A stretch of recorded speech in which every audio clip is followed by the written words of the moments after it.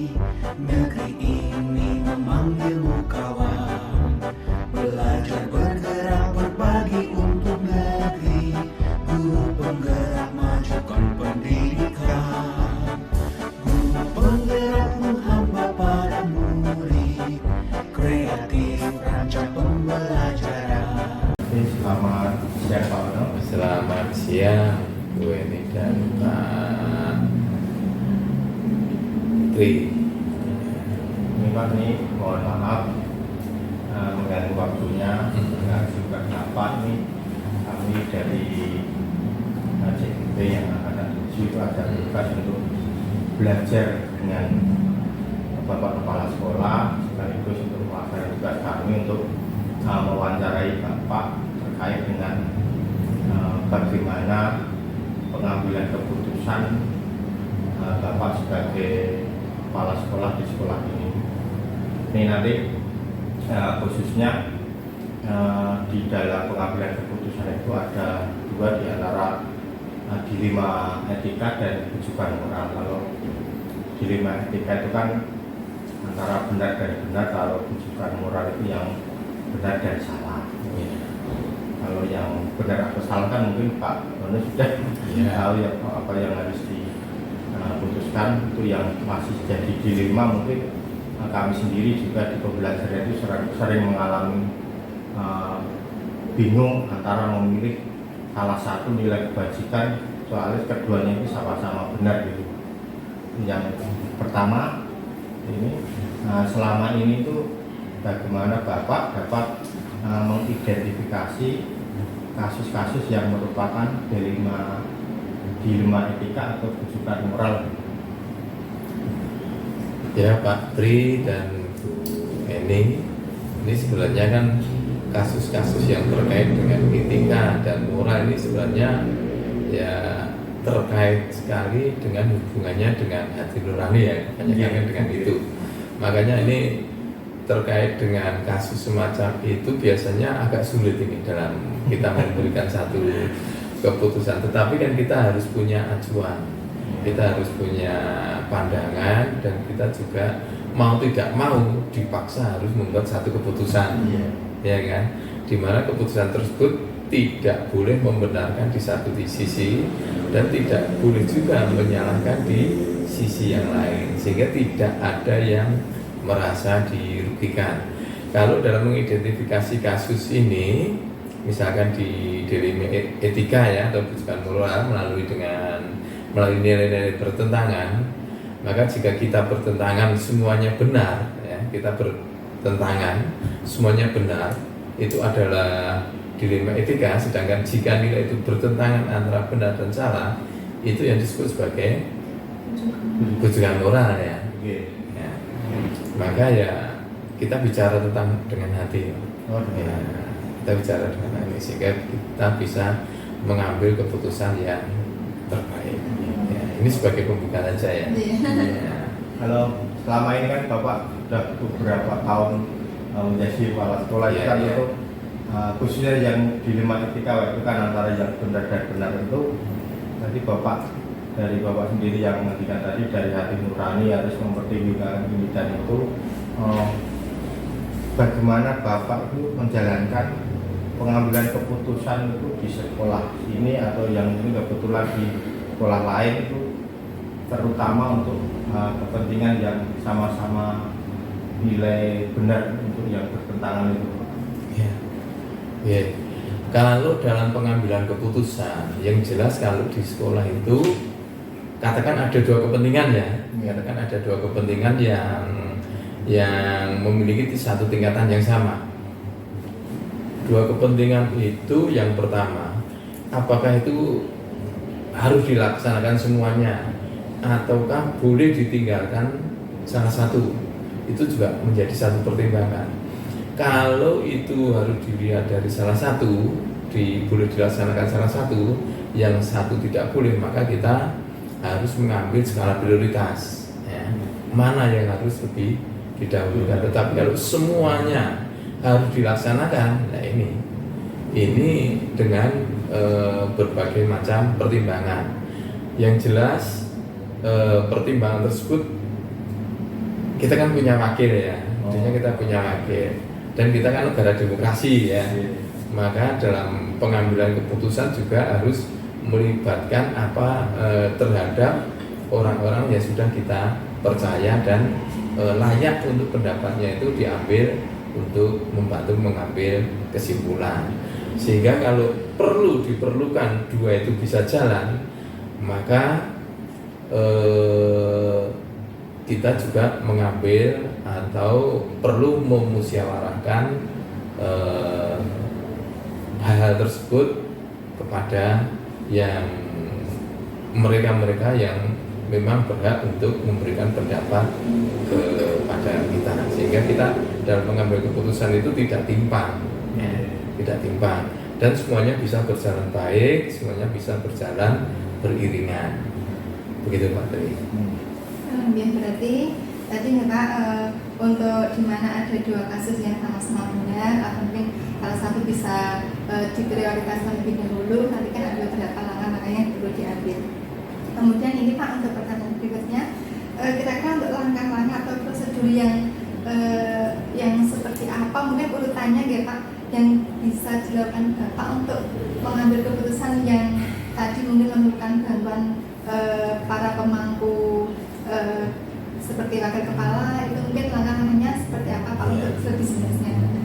Ya, ini kalau yang pengambilan keputusan itu mestinya dari bagaimana cara mengambil skala prioritas. Itu yang pertama kita mestinya mengidentifikasi dulu, mencari sebenarnya apa sih yang mau dilakukan, ya, artinya diidentifikasi, dianalisis, ya. Kemudian setelah dianalisis kita cari data-data pendukung yang bisa nanti mungkin membantu kegiatan tersebut, ya. Dari mana, ya. Mungkin bisa saja dari pendanaan, ya, dari masalah pendanaan, dan yang lain mungkin dari pihak-pihak eksternal, ya, apakah di dalam satu kegiatan tersebut nanti diperlukan atau tidak. Kemudian bagaimana kita memberi kalau ada satu kepentingan itu yang mungkin dengan terpaksa tidak bisa dilaksanakan, itu kita harus mampu memberikan satu alternatif yang mungkin mirip dengan kegiatan tersebut. Itu iya. Jadi misalkan katakan yang sesuai dengan regulasi sekarang itu kan pelepasan siswa kelas 3. Itu kan nggak boleh, ya, nggak boleh, karena itu kan termasuk penggalian dana dan sebagainya, itu nggak boleh, ya.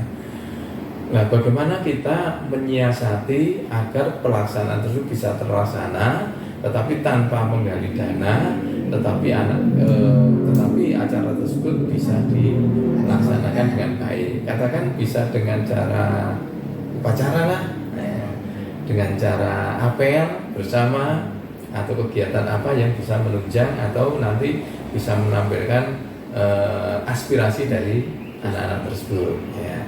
Kemudian memilih keputusan yang terbaik, ya. Memilih keputusan yang terbaik dari hasil musyawarah tentunya. Tadi sudah saya katakan, selain memberikan alternatif juga kita memberikan kesempatan. Jadi jangan kalau memutuskan di satu organisasi itu kita sendiri, itu namanya otoriter, ya. Otoriter itu mungkin ada satu hal yang perlu dilaksanakan juga oleh kepala sekolah itu. Contohnya terkait dengan tupoksi. Tupoksi Bapak Ibu guru tugasnya adalah membimbing dan mengajar. Itu tupoksi, itu kepala sekolah harus otoriter itu, harus tidak boleh ditinggalkan. Juga terkait dengan kedisiplinan. Kalau untuk masalah-masalah di luar tupoksi itu bisa kita musyawarahkan, itu maksudnya. Itu ya. Mungkin dalam kasus-kasus dilema etika atau sebuah itu ada hal-hal apa saja yang Bapak anggap efektif dalam mengambil suatu keputusan. Tak kira. Kalau saya biasanya ya tadi saya katakan ya, karena sebenarnya untuk terkait dengan dilema ini kan menyangkut masalah moral, ya kan, menyangkut masalah hati nurani. Katakan kegiatan keagamaan lah ya, yang sangat sensitif sebenarnya. Kegiatan keagamaan itu di mana-mana sangat sensitif. Tapi kita nanti, contohnya jenengan-jenengan ini ya, Bapak Ibu ini calon kepala sekolah nanti harus bisa terjun ke sana di dalam keanekaragaman, di dalam perbedaan itu bagaimana. Jangan bisa melihat saya ya. Contoh, misalkan pada saat kemarin perayaan hari apa itu? Maulid Nabi. Saya juga bisa tampil ya seperti itu. Nanti di perayaan Natal saya bisa tampil seperti itu. Jadi kita kayak bunglon yang apik gitu ya, bagus gitu ya. Tapi kita harus posisinya harus nasionalis, tidak boleh membedakan satu dengan yang lain. Sehingga keanekaragaman itu dipandang sebagai satu keindahan di sana. Nah, ini terkait dengan norma yang paling efektif menurut saya adalah kita bisa menyatukan paradigma dari beberapa pendapat yang ada di organisasi di sekolah kita. Itu menyatukan berbagai keanekaragaman itu Pak. Iya. Jadi berarti tadi yang hal-hal yang dianggap efektif dalam mengambil keputusan Pak.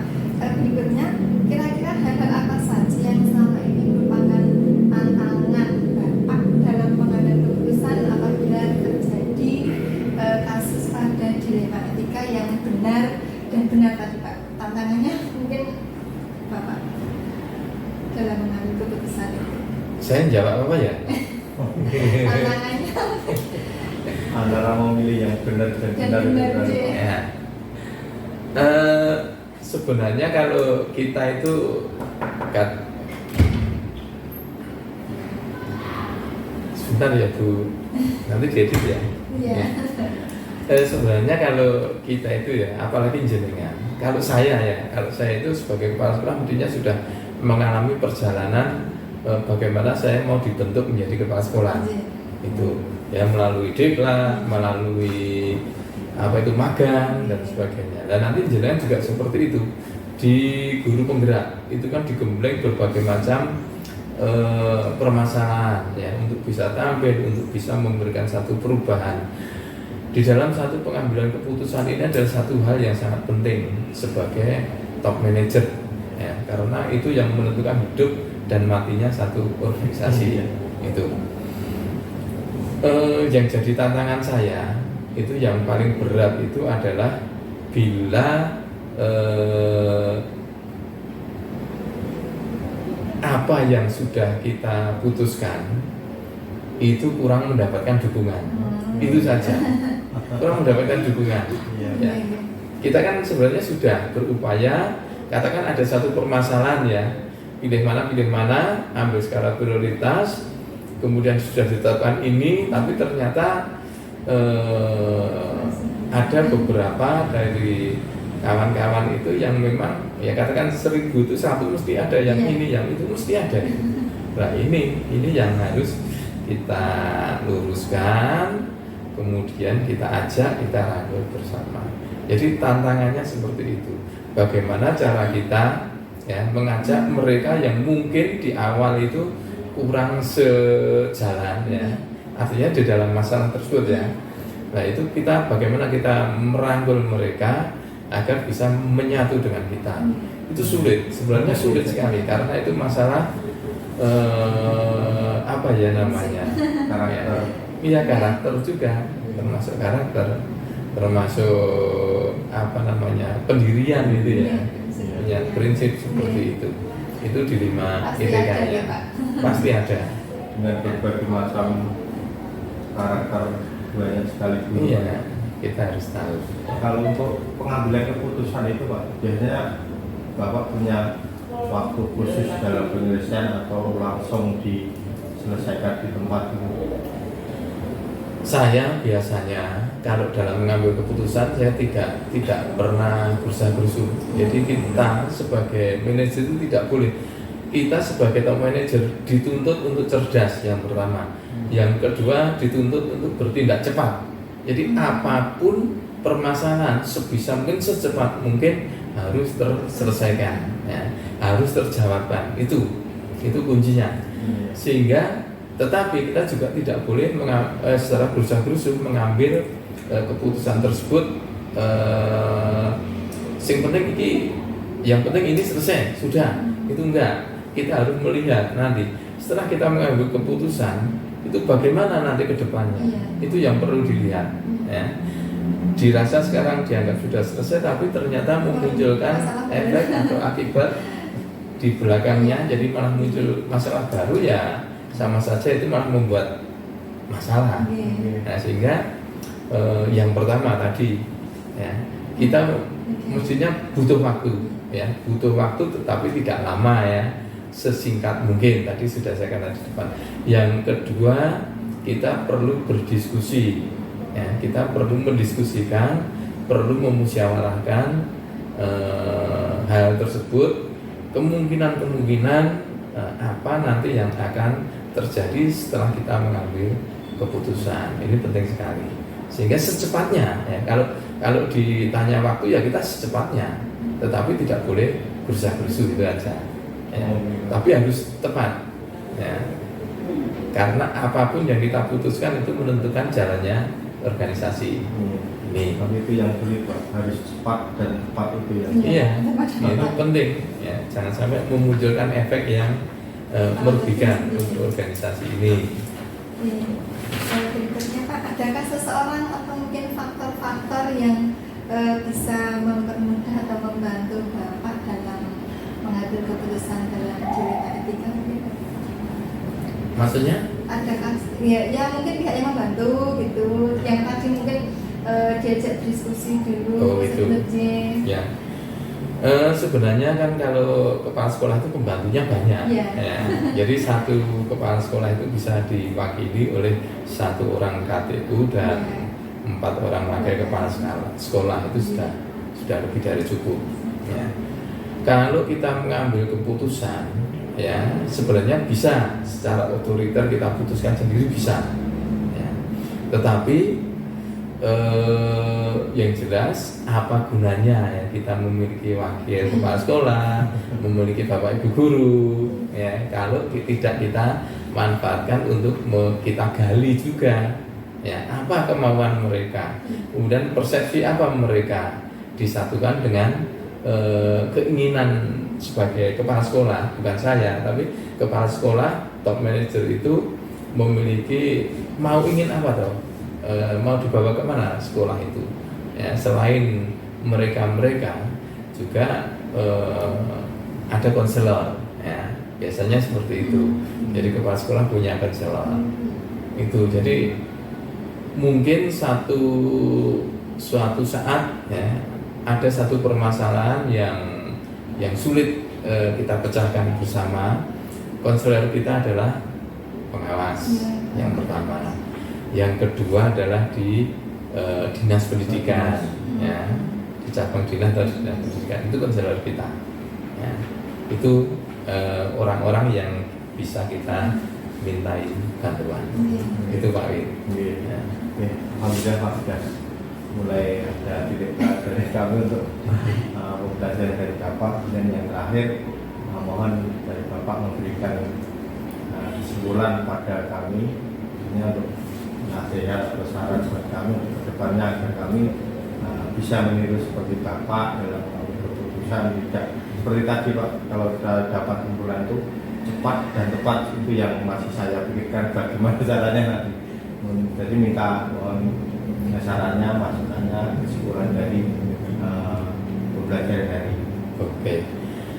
Terima kasih Bu Eni dan Pak Wid, Mas Tri, ya, Tri Widodo, ya. Ya. Bahwa terkait dengan intinya kan pengambilan keputusan, kita dihadapkan satu dilema yang sulit dalam mengambil keputusan, ya. Yang pertama, untuk top manager kita harus bersikap tegas. Apapun yang terjadi itu tegas, ya. Itu prinsip. Ya. Jangan sampai kita bisa tergoyahkan oleh siapapun, jangan sampai. Karena segala urusan yang ada di satu organisasi yang bertanggung jawab adalah top manager ini. Jadi sebagai calon kepala sekolah harus begitu. Ya. Yang bertanggung jawab adalah saya, gitu loh. Walaupun mereka yang mengerjakan, tapi tanggung jawabnya adalah saya. Jadi baik buruknya apa, kemana arah rel itu, ya kendaraan mau dijalankan, ya kita yang menentukan itu.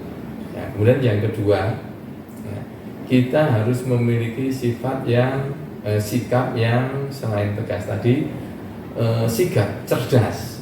Ya, jadi bisa mengambil keputusan yang cepat, tepat, tidak menyalahi aturan atau regulasi yang ada, dan juga tidak menimbulkan satu efek atau akibat di mana efek tersebut justru malah bisa menimbulkan hal-hal baru yang penyelesaiannya malah lebih rumit atau lebih panjang. Dan yang ketiga, ya, tolong jenengan berdua, ya, Bapak Ibu berdua itu dalam melaksanakan tugas-tugas sebagai guru penggerak betul-betul dipahami apa itu guru penggerak. Ya, kuncinya satu, mampu mengadakan perubahan paradigma yang lebih bagus sesuai dengan aturan yang diterapkan oleh pemerintah saat ini. Apa? Ya, lakukan perubahan. Ya, perubahan secara mandiri, perubahan pada diri sendiri, dan bisa menjadi pionir-pionir perubahan untuk yang lainnya, untuk teman-teman sejawat. Syukur-syukur bisa untuk sekolah atau organisasi. Itu yang kita harapkan dari jenengan-jenengan sebagai Bapak Ibu, sebagai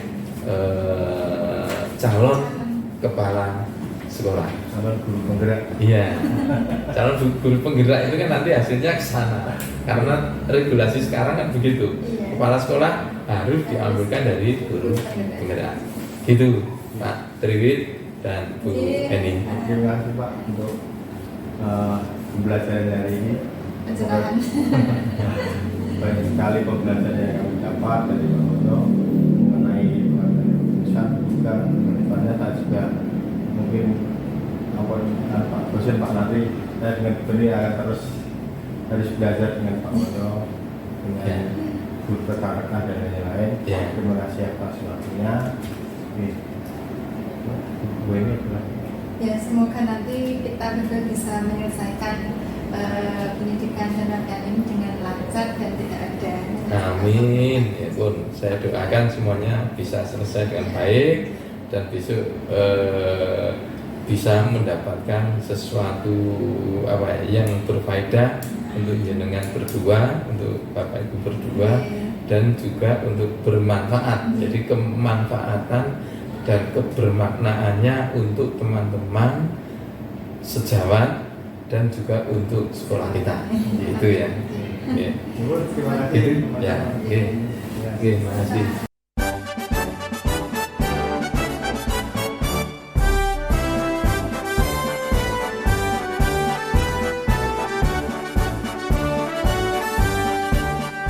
Bulatkan tekad, kuatkan hati.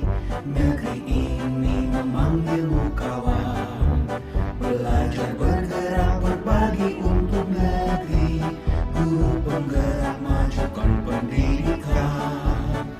Guru penggerakmu hamba pada murid. Kreatif rancang pembelajaran. Hargai potensi, tingkatkan prestasi. Lahirkan profil pelajar Pancasila. Belajar bergerak berbagi untuk negeri. Kita menjalin kolaborasi. Belajar bergerak berbagi untuk negeri. Demi bakti pada Ibu Pertiwi.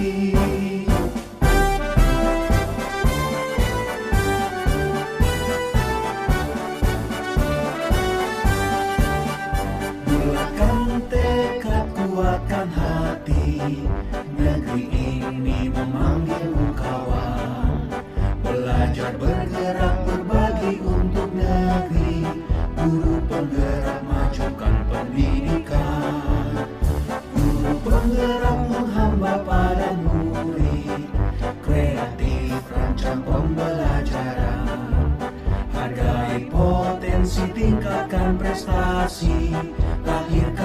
profil pelajar Pancasila. Belajar, bergerak, berbagi untuk negeri, kita menjalin kolaborasi. Belajar, bergerak, berbagi untuk negeri, demi bakti pada Ibu Pertiwi. Belajar, bergerak, berbagi untuk negeri, kita menjalin kolaborasi. Belajar, bergerak, berbagi untuk negeri, demi bakti pada Ibu Pertiwi. Demi bakti pada Ibu Pertiwi.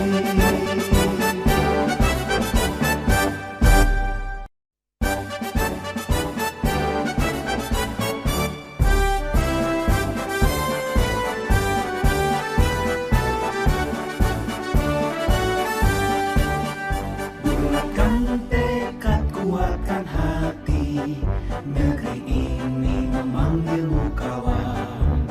Belajar, bergerak, berbagi untuk negeri, guru penggerak majukan pendidikan. Guru penggerak menghamba pada murid, kreatif rancang pembelajaran. Hargai potensi, tingkatkan prestasi, lahirkan profil pelajar Pancasila. Belajar, bergerak, berbagi untuk negeri, kita menjalin kolaborasi. Belajar, bergerak, berbagi untuk negeri, demi bakti pada